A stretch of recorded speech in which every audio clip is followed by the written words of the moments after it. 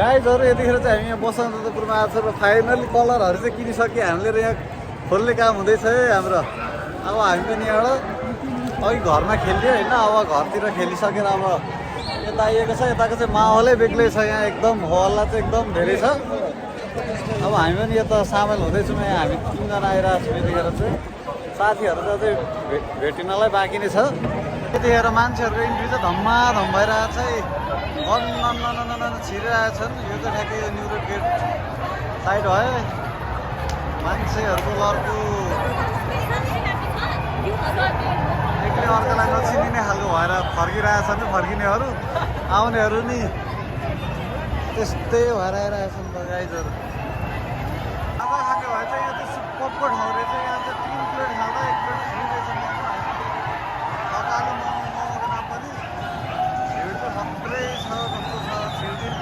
यहीँ खाजा खानु छिर्दै छ गाइजहरू। हामी चाहिँ यतिखेर यो थकाली मोमोमा मोमो खानु छिरिएको छ होइन। भिड चाहिँ एकदम लास्टै छ, त्यही पनि अब खाजा त खानु पऱ्यो भनेर यहाँ छिरिँदैछ। हामी चाहिँ अब ठिकै 3 जनाले 4 प्लेट मोमो खाइसकेर यो माहौलतिर लाग्दैछ। माहौल चाहिँ अलग्गै मजा छ है। यो चाहिँ यहाँ हाम्रो होलीको माहौल हो है। उताबाट यस्तो पानी पनि आइरहेको छ गाईहरू। कलरले खेल्ने होली पानी छापेर केही छैन। पानी चाहिँ यस्तो भइसक्यो यहाँ। पानी बाटो हिँड्दा पानीको आक्रमण चाहिँ धेरै भयो। माथिबाट बसेर जसले पानी फ्याँकेको छ फ्याँकेको छ है।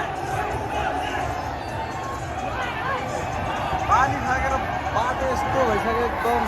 त्यो पनि पानी फ्याँक्न छोडेको छैन मान्छेहरूले। त्योहरूले रमाइलो तपाईँको घुम्दा घुम्दै कसैलाई भोक लाग्यो भने चाहिँ यहाँ चाहिँ एकदम ताजा ताजा फलफुलको व्यवस्था गर्नु भएको रहेछ अहिले भयो।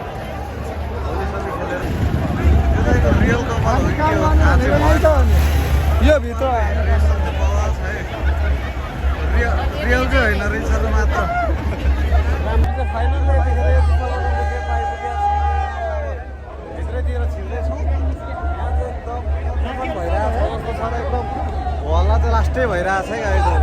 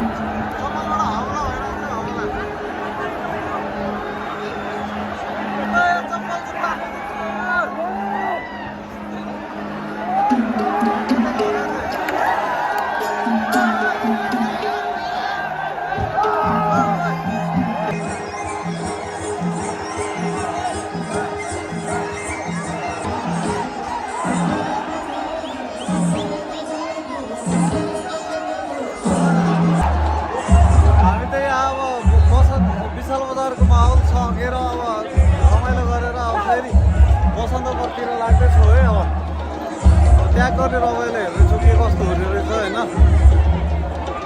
सबैतिरको रमाइलो डुब्दै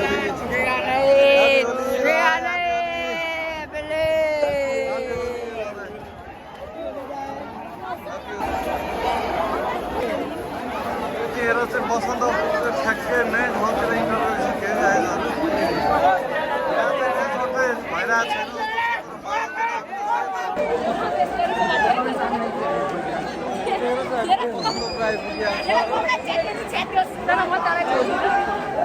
त्यो होला चाहिँ तपाईँभन्दा कम छ है, कन्ट्रोलहरू केही पनि नभएकोले गर्दाखेरि।